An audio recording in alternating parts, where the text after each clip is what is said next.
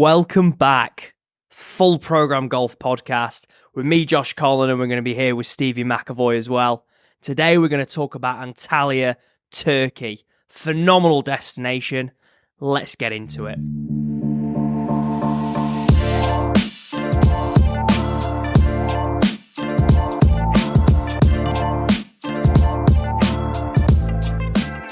Stevie. Joshy, how are you? Hey, you know what?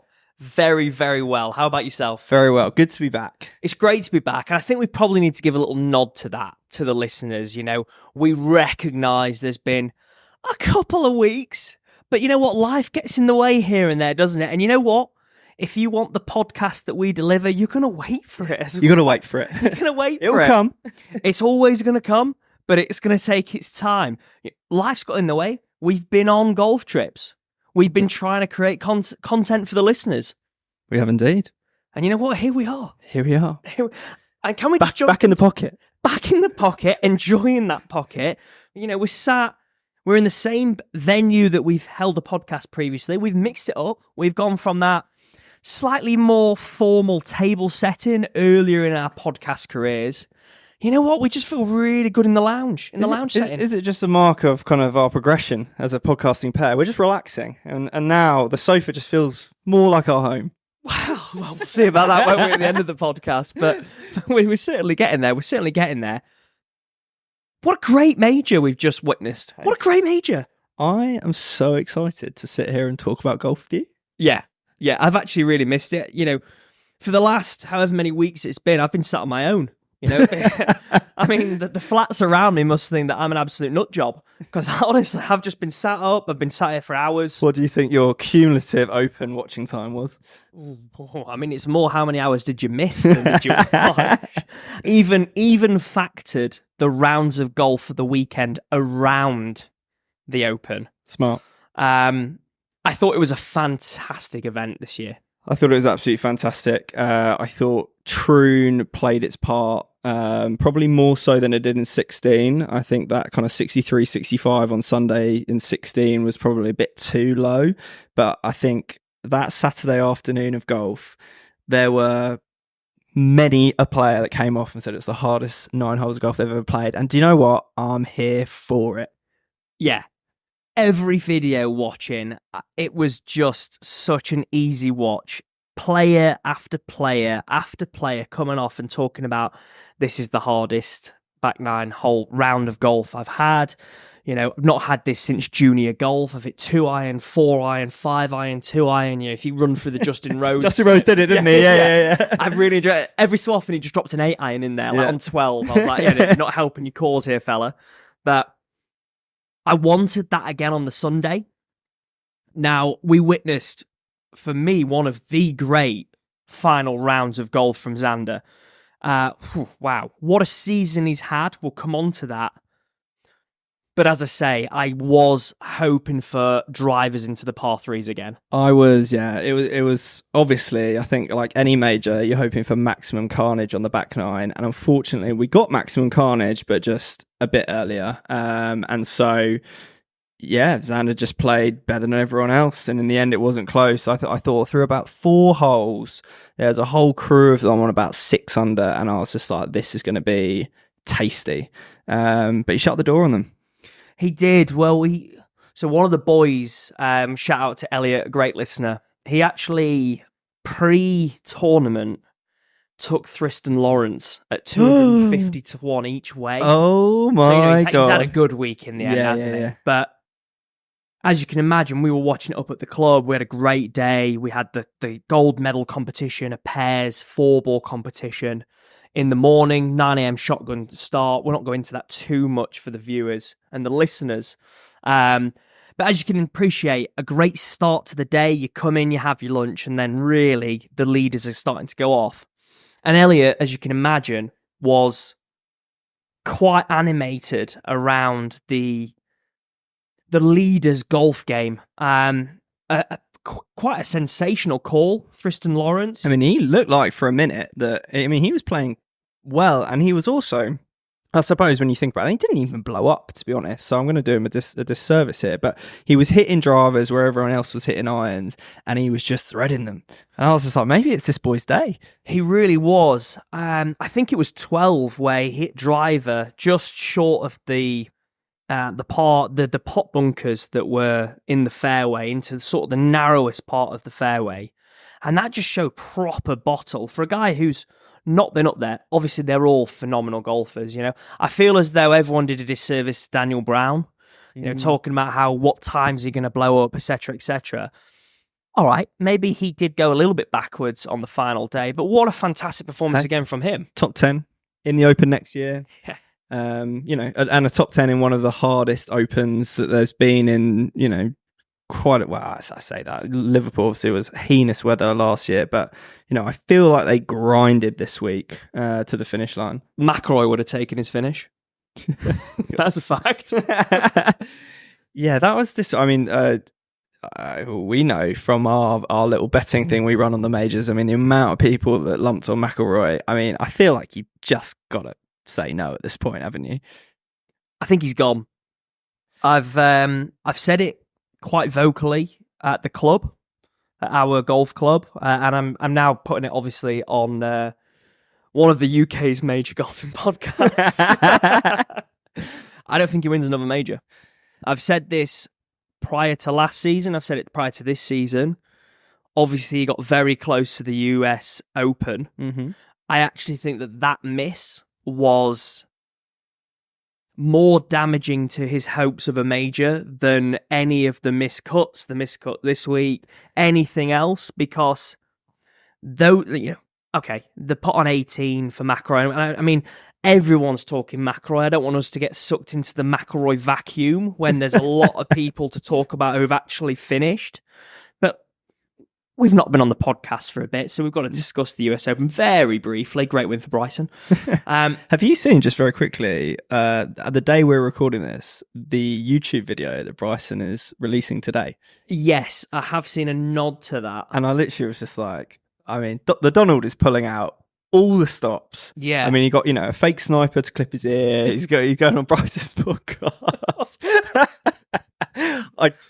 I joke, obviously, as I boot our technology here, but that was karma. That was karma. But I mean, I personally think the Donald is just being so clever with what he's doing, and I'm looking forward to watching it. Yeah, it will be great content for sure. I mean, I've seen a little clip. I think Donald holds a big put on 18 to break 50, which is I think what they were looking to do. Yep. Really? Yeah, I think they're playing off the Reds.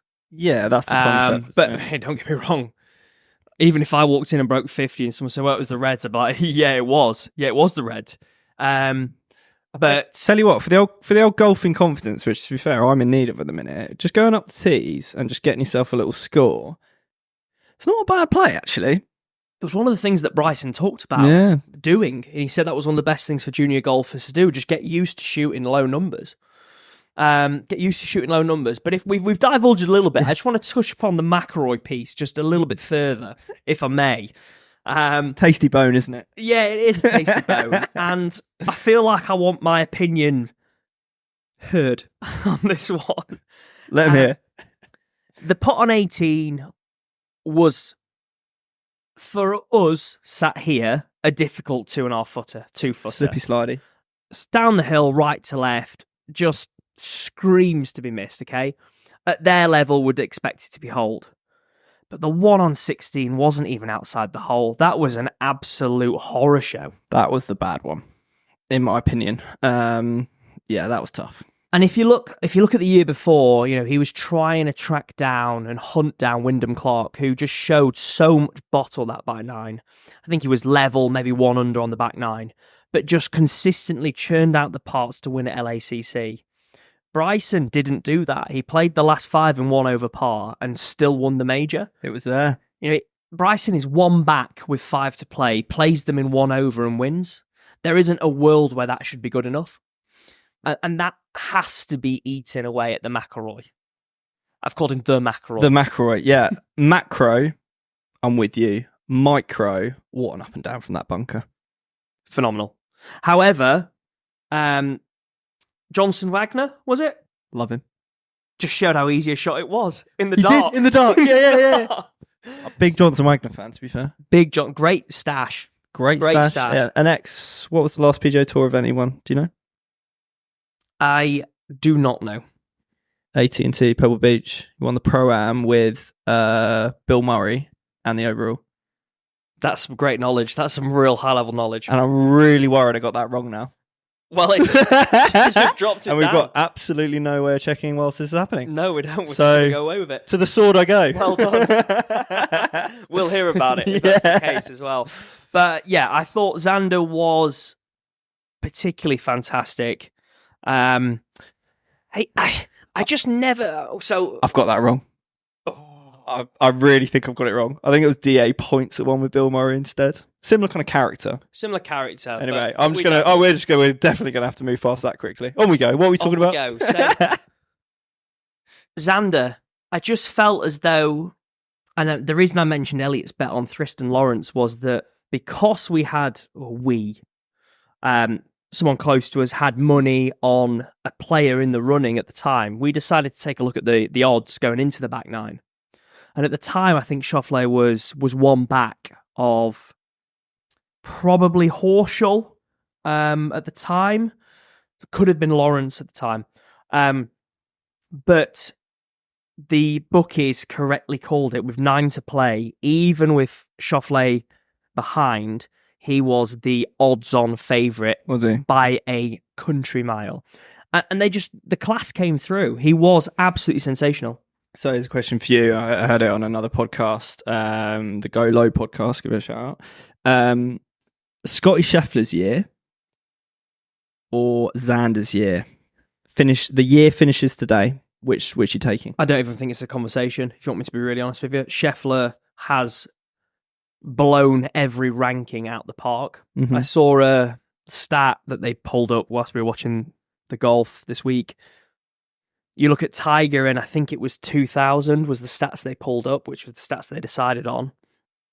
Tiger's average was 68.7, I think it was. It might have been 68.5, but around that mark, okay? And scoring average for the season. Yep. And Scheffler's was 67.6, so he's already nearly a shot better per round. He's won the same amount of events as him, which was 6, including the Masters and the Players in the same year. I think there's a couple of factors to include that are interesting in that, A, the equipment is easier to use this year than potentially in Tiger's year for sure. Mm-hmm. However, I do think that the playing field is tighter this year than in Tiger's year. Mm-hmm. So I think that evens it out. Don't get me wrong, Scheffler's got to do this for another 25 years to be in the same category as Tiger. But if you're looking at it as a single season performance, this has to be right up there with one of the best ever. So you're taking the Scheffler year over Xander's 2 majors? He's won 6 times. So let me ask you another question and really try and remove yourself from what I just asked before. If I asked you a regular PGA Tour event, and I'm going to ask you the same question about the players, a regular PGA Tour event is 1 win. How many more wins do you think a major is? So how many PGA Tour events do you think people would trade in for a major? It's a great question. And I think like 5 to 8 is the kind of ballpark that I've heard. On that maths, I think for sure Schauffele's won more if you're using the 5 to 8 maths, given he's won 2. Well, no, maybe not actually, because Scheffler's won 1, so call that Scheffler's 5. also won the one he's already won. It's still a major, isn't it? Yeah. He's still a 2-time major champion. Yeah, no, I do appreciate that. But I suppose he's not one step closer to the Grand Slam. He's not. He finishes on more majors than Schauffele does at the end of his career. Yep, I would agree with that. And he'll finish on more wins than Schauffele does. He'll finish on less Olympic golds than Schauffele does. The Olympic gold, I think, is going to age very well for Schauffele and Russell Rose and whoever else goes on to win it, because that is a tough one to get. It's going to have to for Ricky Fowler's tattoo to be worth it, isn't it? Would you get the rings? No, absolutely not. Unless I won it, in which case I just get the gold medal. But it would take a lot. It would take a lot for me to put ink to skin. I just don't think that golf will ever be an Olympic sport. I appreciate it's in the Olympics, but it's never going to be the fifth major. It's never going to be something that people prioritize a schedule over. I know McIlroy had quite a bit of stick for his opening comments. Was it 2016 in Rio? Didn't back it at all. When was it? Rose won, didn't he? Rose won it, and Rose came second. Rose was a really big supporter of it. No, I think it was Rose, Stenson, Kuchar, wasn't it? 1, 2, 3. And then McIlroy was just like a wild, and then he changed his tune afterwards. He did change his tune, but I think he changed his tune from under duress, shall we say, rather than actually what he feels. Because for all of the stupid things that he does come out with, which he does do. Mm-hmm. We've seen the live golf stuff. We've seen he gets a little bit hot under the collar, and in many ways that is actually quite refreshing because a lot of the golfers have the PR. They bring up the, what's the right thing to say and under the cameras. He's not one of those, which is great in a lot of ways, but he does get himself into hot water with other things. However, I think he was right with that. It will never hold any sort of weight compared to majors for me. Yeah, I agree with that. I think it's... I'm glad people are supporting it because if it's going to be in there, if you give the audience the feeling that the players don't care, then obviously there's going to be no buy-in. Whereas there is a portion, I think now quite a big portion of players who do, on the surface anyway, project the fact they care about the Olympics. I think the fact I believe it's getting played at the same venue as the Ryder Cup in Paris, which I think bringing it back to a course with a bit of history also helps. Like in Rio, they just built a golf course for it, which I struggle to get on board with that to a certain extent. So, let's see. Interesting that McIlroy competes for Ireland, not Great Britain. I remember, I think I saw an interview from him and he was just like, look, Ireland golf got me to where I am today through junior golf, etc. And he was like, I owe a bit of a loyalty to that. But like at the end of the day, it's Northern Irish. Like, but that is Great Britain. Yeah, it is an interesting play. I like it from the Irish golf perspective, from McIlroy. But yes, it would have been interesting if the Ryder Cup was the pre-format, pre-Europe, and it was UK. I guess it was UK and I anyway, actually. I was just going to say, imagine if that was UK against the US and he was playing for Ireland in the Ryder Cup, in the Olympics, but playing for the UK in the Ryder Cup. Yeah, that would have been an interesting dynamic, but obviously one that we don't need to speak to. I'd like to just I know we're talking Olympics, but I just want to really talk to what was a refreshingly fantastic performance from a person who I absolutely adore, Justin Rose. Rosie. I wanted him to win so badly because what he would have delivered for us is a classic moment. Yeah. And I will just draw you back to what I think is the most classic of moments. And we had this gift and it was sent around WhatsApp groups for about 2 years. It's after the Medina win and he's got Seve on his sleeve and it's kind of like, it's all a bit kind of chaos on the fairway and a camera just finds Rose and he just gives a point to the badge, a point to the sky and a bit of a shrug of the shoulders like, it was fate. And I just loved it. It was just one of like the all-time 10 seconds caught on camera. It was pure cheese, wasn't it? It was a real cheese moment. It was the end of a rom-com, the end of a chick flick. The jock has just won the cheerleader and they're going to live happily ever after. He was class on full swing as well, like waiting for the call for the Ryder Cup with his family in the garden. I mean, I absolutely adore Justin Rose and everything he stands for. Yeah, I was really, really happy to see him get second. I think he showed that he was never quite going to win it. Coming into the back nine, I think he left a few putts short, whereas Schauffele, as an example, was looking for the birdie. The guy who I thought would fall away and didn't, and I want to talk about his golf bag in a second, was Billy Horschel. I actually was really impressed with his game management on the Saturday in the wind, playing up short on a few of the par fours, making up and down.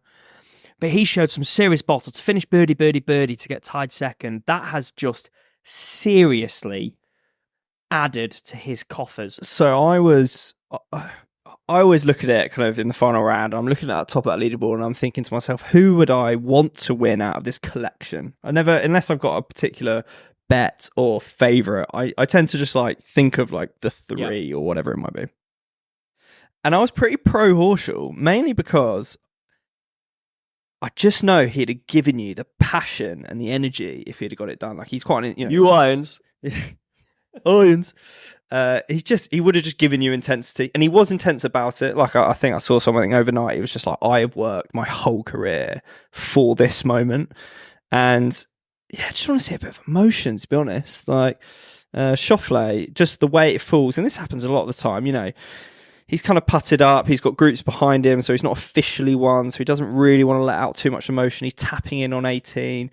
It kind of just like sucks it out a little bit. Like we all want that, like Adam Scott in the playoff in Augusta, tiger moment. That Phil Mickelson jumping in the air. Like, do you know what I mean? Like it's that that I have one right now. Kind of moment.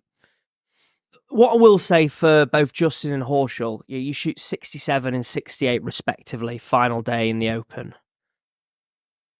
Most of the time that does it. Yeah. That's why I say that's the bogey-free 65 from Schauffele is one of class the great final round scores in a major championship. I agree. And just last thing I want to touch on at the Open, and we were talking Ireland earlier, and that's where it kind of got in my mind. I can't believe Shane Lowry didn't win that tournament. I can. How many times have I told you on this podcast that bloke, whilst being a cash machine, does not win events? I recognise he has won at Royal Portrush, and he's a major champion. I recognise that, okay? No one needs to come at me for that. However, I have actively said that bloke is far too talented for the amount of wins that he has, and that is bottle. Honestly, granted, you speak it, and I can't argue with you right now, unfortunately. But God, when he is on his pomp, through those first two rounds, he's just got that oily backswing, and he kind of does that sawn off follow through, and this kind of thing just goes out low and peeling out into the fairway.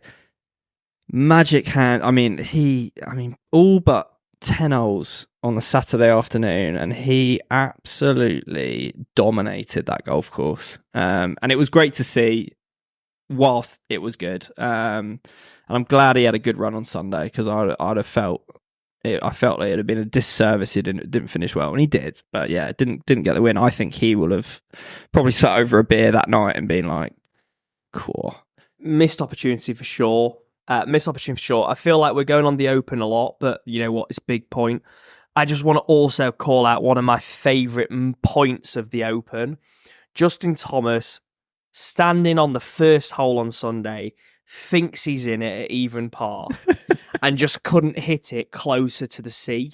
Just off the planet right, get on the beach, get out of the tournament. Nobody wants you to win this event because you are a knob. Thank you. Get out. So, do you know, I can't say I ever felt quite so passionately about any moment, but a moment I did enjoy nonetheless, which was similar. The railway track road, which was a very hard driving hole, to be fair. 11. One of the people I had no interest in winning, that was kind of, I suppose, in the mix to a certain extent, was Sam Burns. Mainly from a Ryder Cup allegiance perspective. Like, I think he's a great player, beautiful putter, was a shocking mullet, glad to see it's gone. But he just fucking yanked it out onto the railway tracks, and I was just like, give up. Actually, I'm glad you mentioned 11, because is there a harder hole in golf? I mean, talking about how they've actually played that, they've played it basically into and off the left all day. You hit it dead straight, you're in the gorse bush. You hit it slightly overcut it as a right-hander, slightly overdraw it as a left-hander, of course, you're either in the long stuff or you're on the train tracks. You've probably got like 40, 30 yards worth of fairway, or you're in the gauze. To knock this into, if you lay it back, you've got 250 yards and there's a wall next to the green. Is there a harder hole? You know, for me, you start thinking the road hole, 17, St Andrews, but there is 300 yards left off that hole. I loved that camera angle. It was phenomenal. It was great, wasn't it? Especially when you could watch that golf ball start sailing towards the tracks. You know, they are human. Yeah. You know, McIlroy, is he going to make the cut? Oh, no, he's knocked on the train tracks. He's definitely not. I tell you what, like, I mean, great tournament, and what an advert for Troon, as in, if it wasn't already, which it probably was, to be honest, it is so firmly on my I want to go playlist now. I thought the course looked fantastic, and all of our mates that were there fed back exactly the same. They just said, what a setup, like visually, with the kind of lighter tall grass, like framing the fairway. I mean, it just looked absolutely phenomenal. And I think we've just got to close it out on the iconic Troon hole, the postage stamp, the 8th. Cause carnage. It just shows that, you know, similar to the 7th at Pebble, yeah, you don't need 220, 230 yard par 3s to create drama. That golf hole is magic. I mean, the second day when the wind was whipping off the left and they basically had to aim at the coffin bunker, which for all of their careers, they've been told, don't knock it into that. Yeah. And then the caddy's gone, yeah, aim it at that. Yeah. And just watch the wind drift off it. No wonder everyone was just wanging it right. There was 5s, there was 6s, 7s, 8s for a 100-yard hole. I just hope that course designers remember and architects remember that those 120-yard holes have a place in world golf. We don't need to just add yards. We just need to keep it clear and naughty. I agree. Have you ever heard of the bad little 9 at Scottsdale National? No.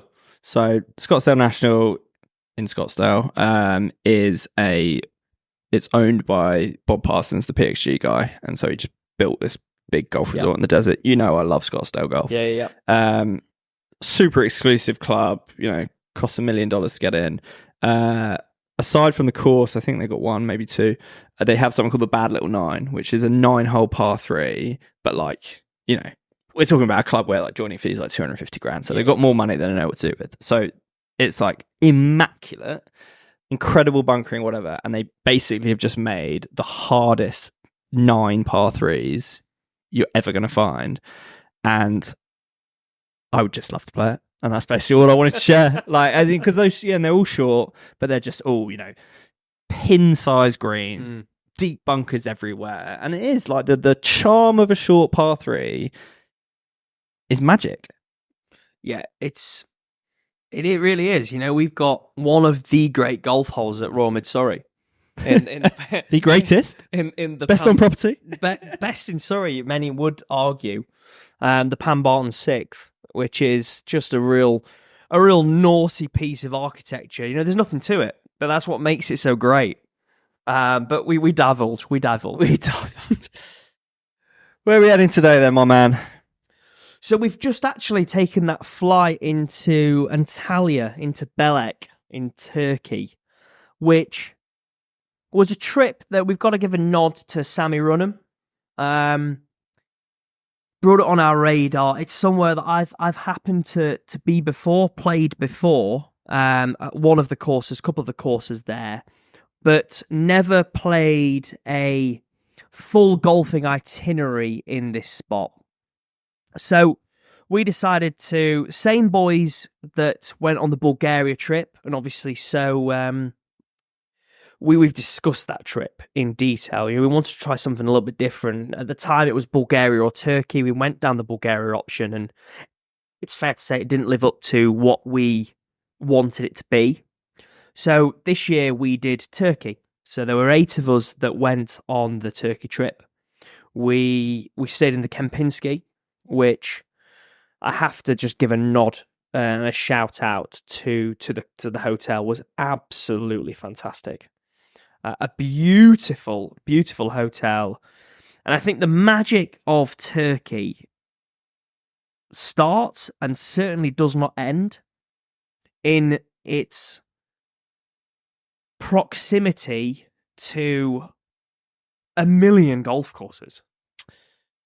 Yeah, I mean, I think there's a lot to say about this trip, and obviously we're about to get into it, but I have certainly never been anywhere where everything you're basically going for is so on your doorstep. I mean, I think the longest transfer was 20 minutes. Yeah. We could have gone down to, and we're going to get into courses we play, we could have gone down to Likia Links, which I think was 30 minutes away. So you're talking maximum 30-minute transfer from a hotel, assuming you're on the Belek stretch of hotels, which there are many. I think we all looked at that Google Maps slide across before we went anywhere, where literally all you can see is beach, hotels, golf courses. Exactly that. I think we played six tracks on this trip. Yeah. You mentioned Likia Links as one we didn't play.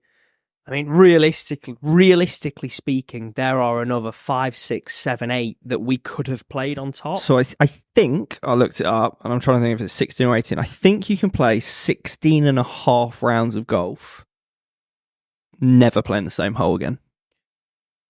And that is ridiculous. That is ridiculous. I wonder if anywhere can beat that. I actually can't believe, even when you go to a Portugal or like a really dense golf bit in Florida, you can't get that density, can you? Well, I've played a lot of, as we said, we'll get onto this in future trips when we discuss. I played a lot of golf down in sort of Marbella, down in the sort of the south of Spain. I played plenty of golf in Portugal, as everyone has, really. And from a golfing perspective, the density, as you say, the density of golf courses, I mean, the volume, I think we probably use, the volume of courses in Turkey in a shorter span driving range. It's not what I'm looking to say, but very close to proximity to accommodation. To accommodation, exactly that. Beats Portugal and Spain for sure. Mm-hmm. But then also, I think one of the things that we certainly discussed, and one of the things that I've taken away from Turkey, and we're going to get into this, is that actually the bad course, as every trip has to have the worst course of the trip. That's just, by and large, what happens with golf, right? There's a best, there's a worst, and there's all the in-between with it. The bad courses in Turkey were still above and beyond the bad courses in Portugal and Spain. Yep. And that was something that really blew me away. With the average of golf course was fantastic. Yeah, I agree with that. And so, look, let's jump into it. So, we flew to Antalya. I think, obviously, depending on where you come from, we came from London. You're flying into Antalya for one or two reasons. You're either going for a golf trip, or you're going for a all-inclusive hotel. And so it was like an eclectic mix of people on the flight. But then you go in and, I think from the stretch of hotels where there's 20 plus, I mean, there's hundreds of hotels down there. A lot of it is kind of more lent towards that all-inclusive. There are a couple of nicer ones. We can certainly let people know what those nice ones are. Yeah. We stayed at Kempinski. I would say that would definitely be in the top end of what was around. And the getting there is easy. You fly in, it's a 5-ish hour flight into Antalya, you transfer over in 25 minutes, you're at your hotel, and you know what these good all-inclusives are like. You're greeted, your glass of champagne on arrival, you're shown up to your room. Like, it's really, really hospitality driven. And so we got there easily, happily, and kind of ready to tuck into what was going to be a bit of a golfing bonanza, to be honest. And so, Josh, I'll let them know where we went day one. Yeah, so I will jump into day one shortly, but what I'd like to say about the Kempinski, because I feel as though it needs a shout out. It was fantastic. There were 4 or 5 restaurants on site. We landed that first day, and we, as Steve mentions, we were greeted with the champagne. But the black baklava which Bishy, we've spoken about Bishy. This is the guy who threw his putter into the Bulgarian lake. You know what? He got his putter's worth in baklava over that week. Which you know what? Bless him. So he should. It's a bit like you with Biltong in South Africa. Everyone's got their Achilles heel, and we just need to travel to enough countries to find it. Exactly. Yeah. If I see Biltong, I'm coming. I'm rolling myself home. He gone. Yeah, absolutely gone.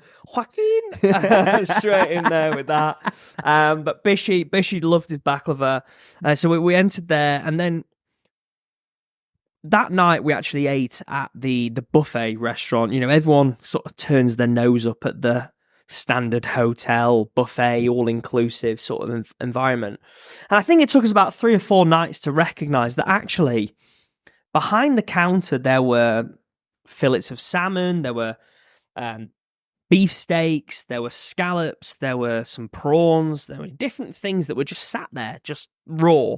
And we all thought they were just there for sort of show and made it look nice, which they did. They did look nice. Optic guy. Oh, yeah. Big Vista guy, I remember that. What we realised was actually that they were there to be requested. So not only do you have the standard go-to a la carte, well, it's not a la carte, is it? Sorry, why did I say that? Buffet experience. You actually can request, hey, can you cut me up a piece of a fillet of salmon? Can you pop me on 3 scallops? Can you do me a little bit of steak? Not all at the same time, please. Come on. But, you know, you're a cultured man. Absolutely. God forbid. A connoisseur of the food. Which I want to give a nod and a shout out to. The food was fantastic and was really mom. Are you trying to say it was a bougie buffet? It was a real bougie buffet. As a man who enjoys a buffet, as you can see on the video, the bougie aspect really helped me out. But yeah, enough about the food. Hey, enough about the food. We've gone about a while. Day one, we've actually, we wanted to keep it nice and close. And we opened up with the PGA Sultan. Now, the Pasha course is next to the Sultan, but the Pasha was actually closed at that point for course maintenance for the season, which wasn't a problem, to be fair. You know, as we say, there's so many courses there that if half of them decided to be on course maintenance, you're absolutely fine. So we went on to the Sultan, which is ranked 4th in Turkey. Pretty much, and interestingly, the top kind of 15 are all in Belek, all in the same area. Yeah. So when we say ranked in Turkey, it's basically ranked in Belek. Yes. There doesn't seem to be a huge amount of golfing pedigree anywhere else other than Belek. So we are about to proceed with ticking pretty much all of the top ones off. Exactly. So strap yourself in. Yeah, strap yourselves in. If you want to tick off Turkey, just fly into Antalya and you're all set. Yeah. So a quick shout. So Sultan, which is part of, they were kind of like Antalya Golf Club, and then they had PJ Sultan, PJ Pasha. They were the courses owned by Kopinski. So we kind of started, like Josh said, close to home. Yeah, exactly that. And you know, I mean, it must have been, if I say 3-minute transfer, that's probably max, which is great. Okay, so obviously we've all been accustomed to the 3 Ps, and we're gonna get into those very soon. But we were greeted with what was probably one of the better pro shops, actually. Yes, and you answered this question for me. At what point do I go for the pro shop thing? I feel like too early right now. We'll give Sultan its flowers. Yes. We'll give Sultan its flowers. One of the better pro shops. And yeah, look, we're in the 3P. So one of the better pro shops, and I think everyone will understand what we mean by one of the better ones. But beyond the pro shop, we hit the practice facilities. And I will say Sultan, and this will be relatively consistent with all the courses, Sultan had fantastic practice facilities. It really did, and it was day one of the trip, so we really are particularly excited about the practice facilities. You know, we've got ourselves a 5-day Stableford event for the Momawilla Trophy, which we have mentioned before. this is, day one. Everybody, the night before, we've had a couple of course we have. It's night one in an all-inclusive. Of course, there's been a couple of shots flying around. Of course, it's a slightly later night than everyone anticipates. However, we are all there to win the trophy, okay? And we get there, and there is a full-length grass range. There is a fantastic short game area, large putting green, large chipping green, bunkers, pitching area, everything that you could possibly ask for to be a very good golfer. Clearly not things that we're used to given our golfing ability. Yeah. But if we were privy to this on a regular occasion, would be great. Yeah, I think, look, Belek as a golfing destination is quite new, and they are blessed with unbelievable weather and quite a lot of space. And so it'll be pretty consistent through what we're going to say, but because of that space, and I think that, they're catering to the tourist, they're catering to the visitor, they have invested in fantastic practice facilities. And yeah, we were off to a hot start with Sultan. Like, I can't, as part of my 3P score, like when I'm thinking about what contributes to that, like practice facilities are, as good as it gets. Yeah, fantastic. And so you've got as good a pro shop as you've got. Steve's going to come on to this later in the conversation. Fantastic practice facilities. And then a patio that wraps around the clubhouse, shall we say, and has views of the 18th green on the Sultan. It has views of the practice ground, slightly less engaging. Views of the 10th tee on the Sultan. And then also views of the Pasha course first tee, which naturally we weren't able to see. But therefore, a good patio, right? Exactly the correct word. It was a good patio. It was a good patio. Not a great patio. No. It was a good patio. And we will get into some great patios. It was a good patio. It ticked some boxes. And it was a lovely, lovely venue. And then getting out on the golf, let's get out on that golf course. Yeah. So it was a relatively comfortable start, to be fair. You're looking at the first, there's a bit of trouble right, but there's the whole world left. Just 9 and a wedge, pretty easy, pretty comfy par 3. And then you've got a pretty short par 5 third hole. But then you get into what are a really great stretch of holes. You've got the stroke next one par 4 fourth, which just honestly, absolutely thread the needle out of bounds left. You've got trees all down the right. You've got the par 5 third right, but it is tight as anything. And then up into, what I say is into sort of a green that's shaped front left to back right, and it's causing you a little bit of trouble. It's a very good fourth hole to take on what is quite a comfortable opening 3. And then the 5th, just again, you've been eased into almost a false sense of security. And I think what the Sultan course had was a very fair mix of you play well, you can score well, you play bad, and they are just going to kill you. And that 5th hole that comes right back, short par 4, into the lovely villas that wrap around it.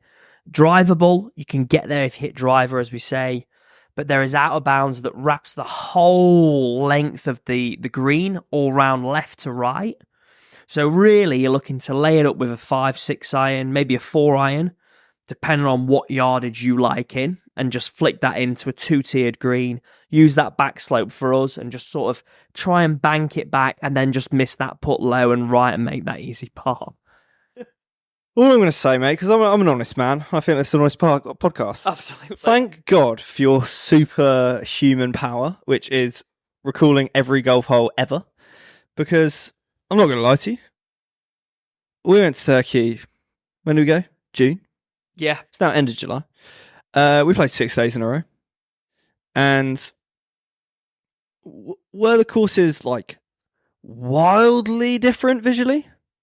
No. They varied in quality. Can I remember anything about what you just went through? No, I can't. And do you know what? I think that's absolutely fine because I've still got an opinion. Absolutely. I thought the Sultan course was it was just a good test of golf. As in, like, if you played well, and I feel like the whole facility, like if you ended up playing and practicing, playing around Salton, practicing the facilities, if you ended up being a 2-3 handicap, you'd be a 2-3 handicap. Yeah. Like, as in, I think it was a really fair golf course that gave you good variety in par 3s, par 4s, and par 5s. I think there was danger out there because I think there were certain courses where, like, they're all, you know, there's a lot more trees in Turkey than I was expecting. Like, really quite well framed holes throughout. And it really depends on, like, what's at the bottom of the trees, of how hard the course plays or how hard the hole plays, I suppose. And Salton, with the combination of the trees, some were clear, so you hit it in there, you find it, you chip it out, and you move on. Some that weren't, water hazards. Like, it was just a good, solid test of golf. First round out in the sun, and let me tell you, it was hot when we went. We went in early June, and if we're going to give some recommendations, I'd go a little bit earlier in the year because she was hot. It was hot. You know, we were in buggies all week, so that's a massive... Course waters were a nice touch throughout. Course, I mean, wow. Necessary. It was almost a bottle a hole. Yeah. You chop a bottle a I hole. love the little ones because you could just chop. The stubbies. Yeah, the stubby waters were absolutely world class. They were fantastic, and it was needed because, God, yeah, it was a hot time. There wasn't actually a point where I ever felt over hot. I know a couple of the boys did. And actually, we're going to come on to that later in the week, whereby there were some disagreements in tee times that we were going to go with. But anyway, I was right in that, which we'll come on to later on. When are you not? Thank you for saying that. It was hot, but at the end of the day, if you're going in June to Turkey to play golf, you're going for guaranteed weather, and you get guaranteed weather. Yeah, she is guaranteed. Right, should we hit some scores on the doors? Let's get them to an overall number. Absolutely. So for me, PGA Salton, I felt as though a really solid finishing 3 or 4. I always like a gettable par 5 16, a good par 3 17 that brings trouble, and then a very difficult par 4 18. You know, you play them in level par. Maybe you go 4 birdie on 16, par 17, bogey 18, you're happy. You go 4-3-4, 4-3-5, 5-3-4. I'm just throwing numbers out there now, which I'm enjoying doing. But I really actually enjoyed that golf course. I thought it was a fantastic golf course. It's ranked 4th in Turkey for a reason for me. Yep. The practice facilities were very good. The pro shop was as good as you get in Turkey, as we're going to come on to. The patio was okay. It was good, but it was okay compared to what the others were. So I'm actually going to go for almost a 4-4 split, and I'm going to give it an 8 out of 10. Whoa. Which is a nice, solid rating. I enjoyed it. Maybe I was in a great headspace first day out there. 8 is a fantastic score. And I'm not going to argue with you. Not at all. What did I think? I think that 3Ps was a 3-5. Yep. Thought practice facilities were pretty fantastic. Patio was good. And Pro Shop was the best. Yeah. We'll leave it at that. And then I didn't play great, which is always a factor. Always impacts. And so like I said, I think the course was fair. But my headspace just can't reward it with any more than a 3. So I'm looking like a harsh marker at the minute. I'm at 6.5. But I think everyone will see that actually sits quite nicely as we go. No, very fair. Roles reverse maybe today. Roles reverse, yeah. Normally I'm the Simon Cowell of the raters, but I had an okay day for sort of 14 holes and didn't close very strongly, and found myself about 4 or 5 back after day 1. 4 back, I think it was. But I felt as though I came out of there with plenty to play for. Yeah, because you're desperate for the Mama Whaler, aren't you? Well, I am, because I felt cheated out of it from the... Hey, well, you were. We don't need to go into it further. Yeah. You do. You're going to get it. Don't worry about it. I was disappointed with that. I was disappointed. My name should be on the trophy, but it isn't. If anyone wants to understand why, please do just ask the question in the comments. Reach out in the DMs. Reach out in the DMs. And that, depending on the time and day that you catch me, you might get a rambling response. But day 2, nevertheless, we then moved on to Gloria Old, which was our longest transfer of 20 minutes. Yeah. What a great place again. Yeah, beautiful. Came on in, not too far away from the hotel. Good energy levels earlier on in the trip. And once again, greeted with pretty fantastic practice facilities. Very good practice facilities. What I will say is, it was a 2-tier range, which is good in the winter in London. But I don't think it's what I'm looking for from my Turkish golfing experience. Wasn't grass, was mats. So that, for me, loses a couple of points. Yep. Decent putting green, a couple of putting greens, and actually one that we saw for the snake off later in the day was actually a bit longer than the one nearer the clubhouse. But I didn't find myself a short game area where I really wanted to hone my skills. So I actually felt as though the practice facilities were a little bit lower than maybe the others on the trip. Yeah, and I think a bit like we gave Sultan's patio a good, like, the glorious practice facilities. Like, don't get it twisted. Yeah. Oh, good. Yeah, absolutely. We would chop your man's arm off for that kind of setup at our golf club. I think we weren't blessed with a huge amount of time that morning. Yep. So obviously, a couple of boys clipped some balls on the range, which, as you mentioned, isn't grass. So 100% that knocks it down against a lot of the others. But they were there. If you went to Gloria and you had time to warm up and practice, I think you'd have an absolutely wonderful time. But yeah, we were a little bit rushed, and so we hit the course pretty quickly. We did, and we're talking about Gloria, and I just want to specify it's called the Gloria Old course, which is ranked 7th in Turkey, basically 7th in Belek.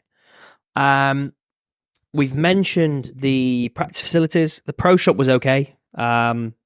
Again, we're still going to come to that aspect. Where am I? As in, we're not going to give away the name. So we're on course 2. We're going to go through 6. At what point are you going to let me out on this pro shop thing?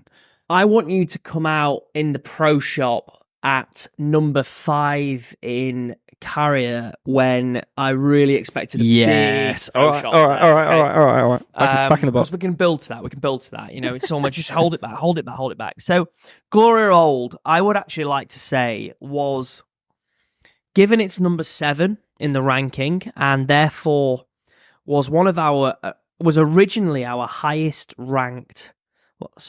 Lowest ranked, as in 7 being high, but lowest ranked golf course of the trip. With you. I expected the least from it.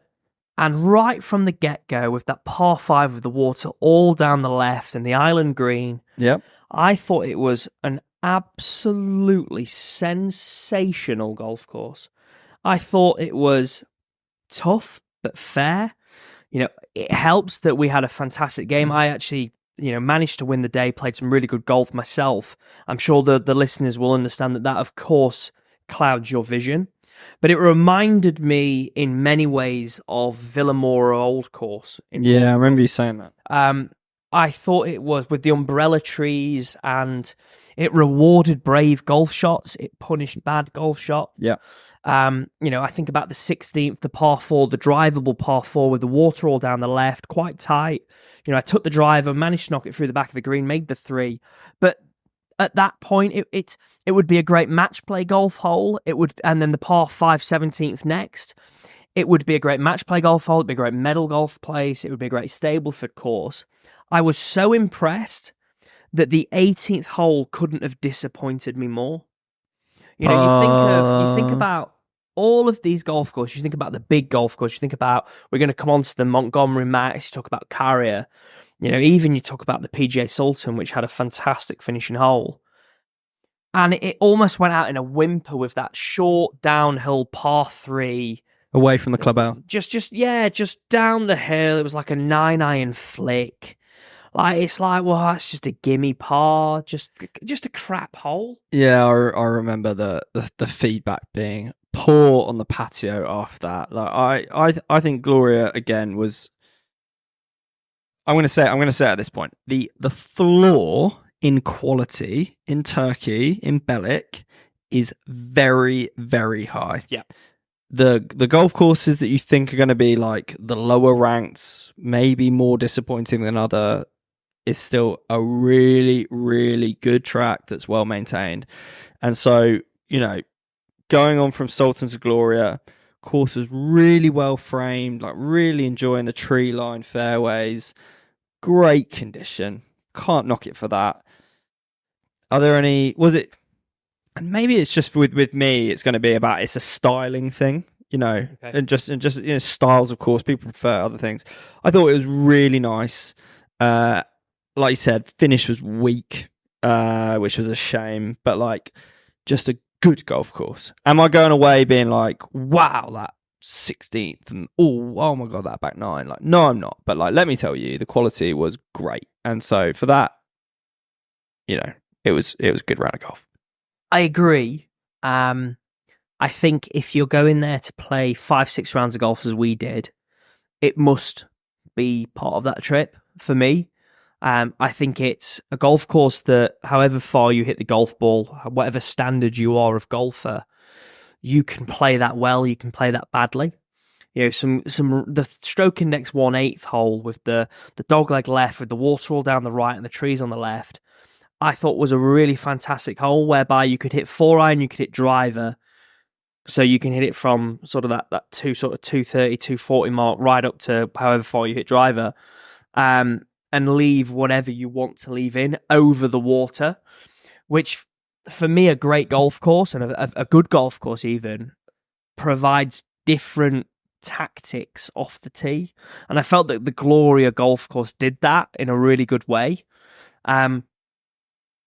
It also had a bit of, I had a soft spot for it. My dad went out on a trip about 5 or 6 months earlier. He played Likia Links, he played a few others, but he played Gloria Old as one of his. He played really good, so being able to walk off the course and pick the phone up, and that, hey, we all play golf, right? One of the beautiful things of golf is, as we've mentioned, big football fan, Dad's a big football fan.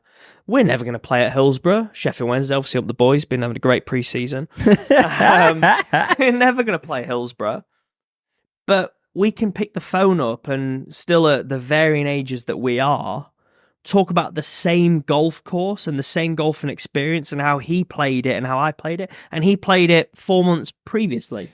And I think that's magic. It is absolute magic, and I'll echo that. I bet you played it a little bit different to how you play it. Yeah, yes. Yes. But I bet he's dead proud how far his boy hits it. Yeah, to be fair, yeah. He plays it slightly different to me. Putts, I mean, wow. So the Conlon combo golfer, you're telling me that's a dangerous person?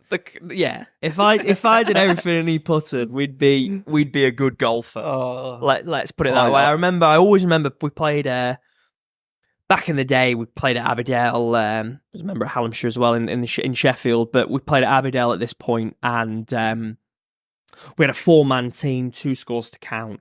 And the 12th is an uphill par 3, and I really do divulge, but I want to give a shout out to my dad here with this one.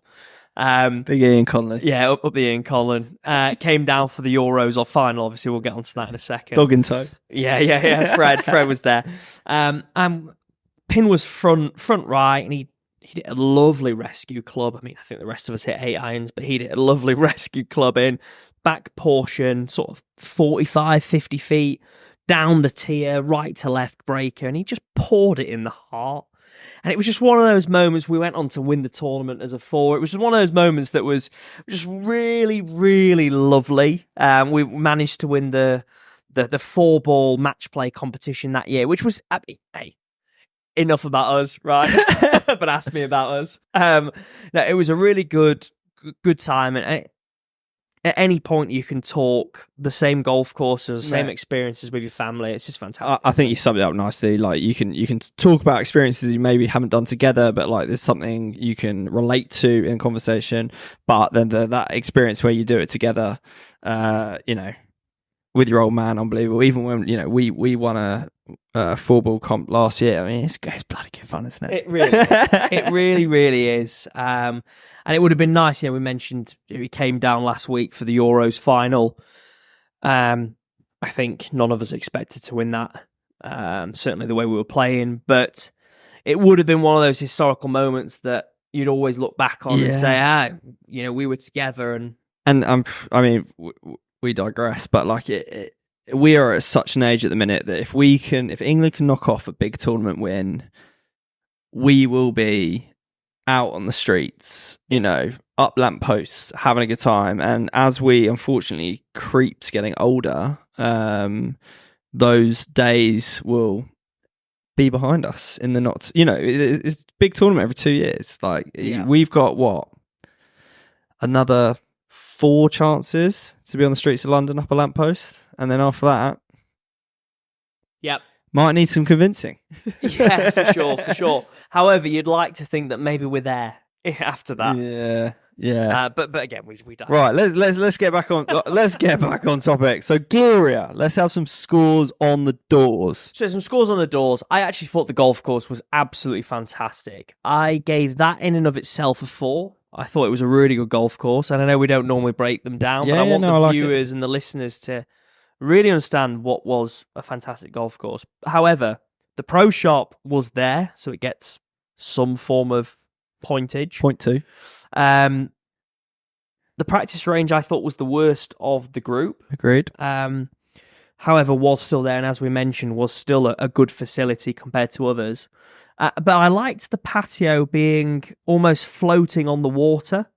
However, what would have been quite nice was it looked over the new course much more than the old, so we couldn't really sit and reflect on the shots that people were playing. Was it the one that's quite like wooden? All wooden, down low. And we had the steak sandwiches. Steak sandwiches, exactly that. Where Chase's driver snapped because they didn't actually hold it together. Sorry, Chase, for pulling that out. So I'm gonna give it a 7. Yeah. But I want the viewers to know that's a 4 on the golf course. So 4-3. Okay. Yep. Where am I? I thought good golf course again. I kind of had it with Sultan, so I've got it at 3 on the course. 3 Ps. Like you said, practice facilities were really good, but probably the worst that we saw.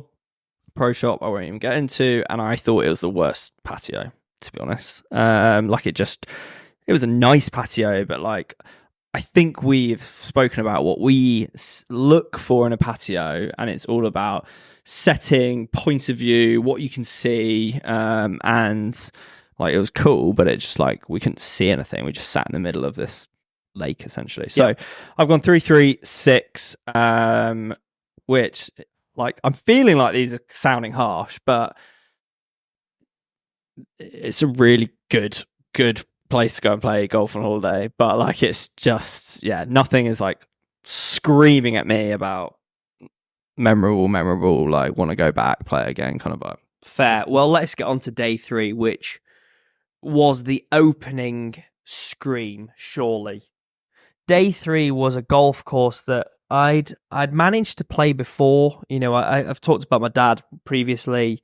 Was able to play, head out many years ago now, and we stayed at the Cornelia Diamond Hotel. We played the Faldo course at Cornelia, which is actually the 5th ranked, which we didn't play on this trip, but would actually rank at the bottom end of the courses we've played, which was quite interesting and quite nice to do. But we also were able to play the Montgomery Max golf course, which at the time was the Turkish Airlines Open golf course when we played it.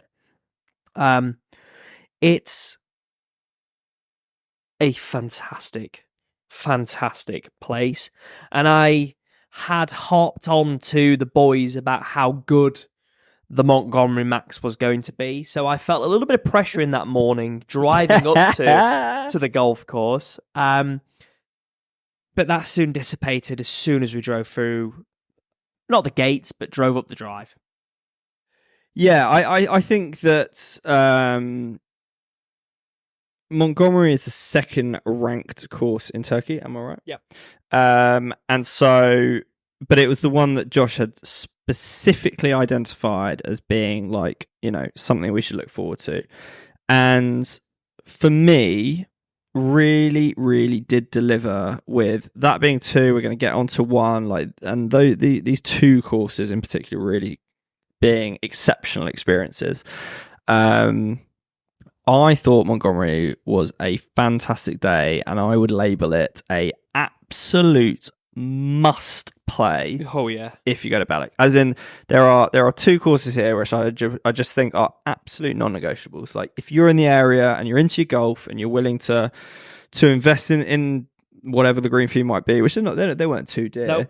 Nope. Montgomery is one of these absolute must-dos, and if we are ever asked, I will certainly kind of lean on that stance. 100%. So we've played 1, 2.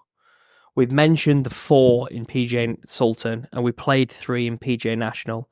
Cornelia at 5. So we've got 1, 2, 3, 4, 5, right? 6 we couldn't play because it was closed, right? Pasha. But 1 and 2, I can't explain the gulf between 1, 2, 3, 4. Like, 1 and 2 are in a complete different category. They would hold their own to any golf course around the world, and I'm actually happy to sit here and say that. As an experience, they were absolutely sensational. And I'm not quibbling 3, 4, 5, 25, whatever. We've categorically stated that the average is still very high, but these 2 are in a league of their own. Yeah, and I agree with that. As in, these 2, it's blindingly obvious why they are the 2 that have had the Turkish Airlines Open. And so, you go into Montgomery Max, and so the hotel that accompanies it, I think, is Max Royale. And I think, correct me if I'm wrong, Josh, Max Royale kind of sits along Kopinski as one of the top hotels along the Belek coast. So, they've got kind of upmarket clientele in their hotel, and I think they have a course match. And so you get there. Very obviously a ex-Turkish airline venue. A lot of the branding still around, which is nice. Really smart clubhouse. Pro Shop was actually probably up there as it goes. I think the boys turned into it, and the merchandising and the general setup of the Pro Shop was probably the best. The logo could have been better, and that probably is why it never didn't end up number 1 if I had to dive into the Pro Shop thing, which I'm about to undress in a second. But Pro Shop was good enough. Clubhouse was good. Practice facilities were absolutely world class. Yeah, so we mentioned the Pro Shop. When I last played it, I believe it to be 2017, maybe 2015. So, we've had a couple of sleeps since then. I got a lovely J. Lindbergh top with Turkish Airlines Open Montgomery Max logo on it, which adds to any logo, right? European Tour, DP World Tour event, European Tour at the time. And I'll be honest with you, I was looking to upgrade that. We're a few years on. We all had a merch budget. We've expanded the waistline, as we've previously mentioned on previous podcasts, and actually that's quite a tight fitting top now. So actually I was looking forward to getting another sort of Turkish Airlines piece into the wardrobe, and there were some good things, of course there were, but I actually felt as though the tops in and of themselves were nice, but they weren't logoed up and merched up enough to take, it was almost like it was an American Golf with some good kit, but it didn't have enough Montgomery Max Turkish Airlines Open kit. Agreed. And I know we kind of got 3 Ps that are bundled together, but I'm kind of going to go in the order of the way we experienced it here. So, in Pro Shop, had a chance to be good, wasn't quite there. Practice facilities, unbelievable. Out of this world. Into the course. It's just a big boy golf course. Like, there's no other way to describe it in my mind. Like, it was just in such good condition, and just had it was just a really good, fair test, and it felt like a tour track. It really did. So again, you've got a big grass range. You've got the first to your right, the 18th to your left, that we'll get onto shortly.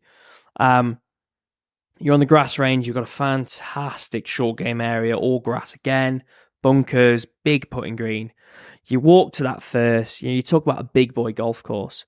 how many holes did we turn round and look at the back tees and go, oh my God? Yeah.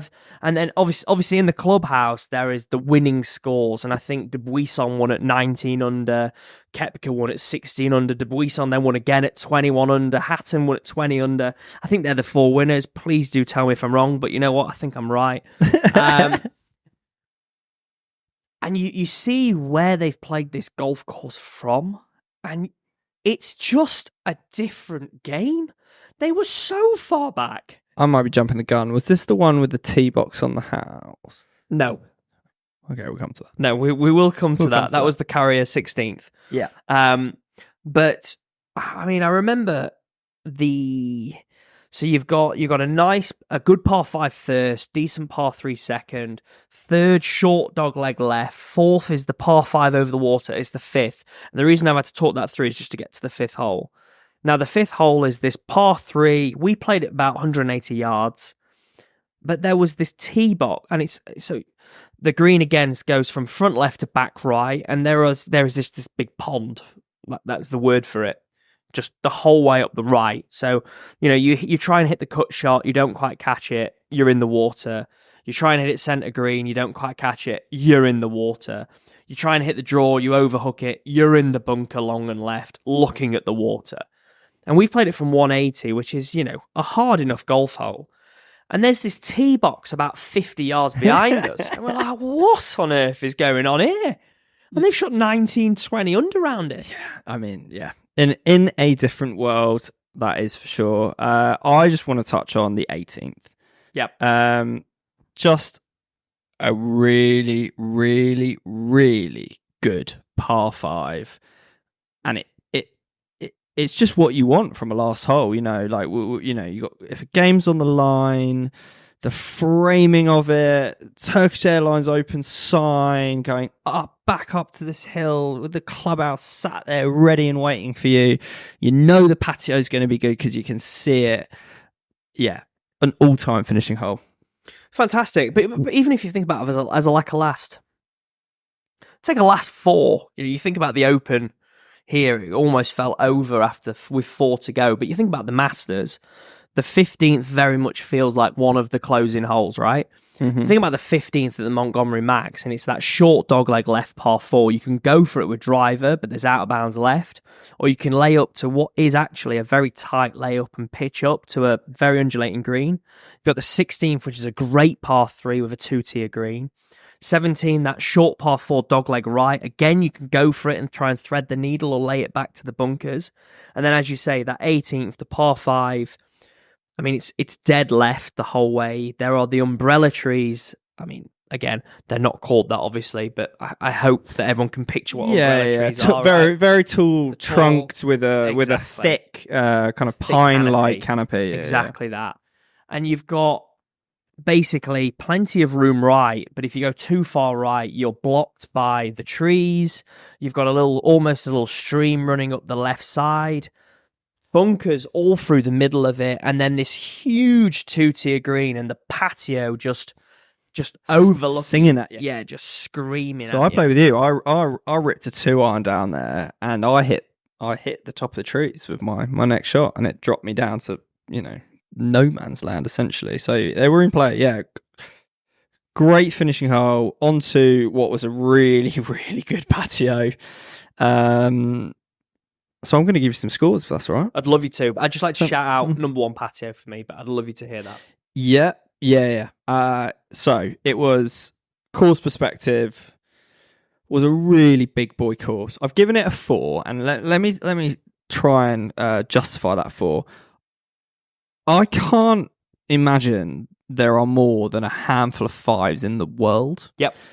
And the links at Fancourt is one of my all-time favourite courses, and that's a 4-5. Okay. That has to sit above this course for me, just because the styling and everything. And so that's a 4-5. This is a 4. This is a high 4, if there's such a thing. Really good golf course at a 4. Then the 3 Ps, practice facilities are flawless. Patio is pretty flawless. Pro shot was not where it needed to be. It's another 4. Yeah. So it's an 8. And so it feels almost like I've undermarked it. But in reality, that is as big an 8 as there could be. No, that makes complete sense because I'm at 8.5. Yeah. So I've got exactly the same for the 3 Ps. I think you've summed it up very nicely. Practice facility is fantastic. Patio, as good as it gets. But the pro shop's just not where it needs to be. And it has to lose marks for that. But for me, and I actually haven't taken this from a what's my number one golf course perspective. I've just ranked it as I've given Gloria Old a 4. Yeah. And I really enjoyed it. But there is no world that this golf course sits in the same bracket as Gloria Old. Yeah. So for me, that gets the 4.5. And so therefore it gets that 8.5 bracket. And I think 8.5's fair. Like if I ended up at an 8.5, I'd be absolutely fine. Thank you for listening to part 1 of the Full Program Golf Belek podcast. We're going to be right back before you know it with part 2 very shortly. Cheers.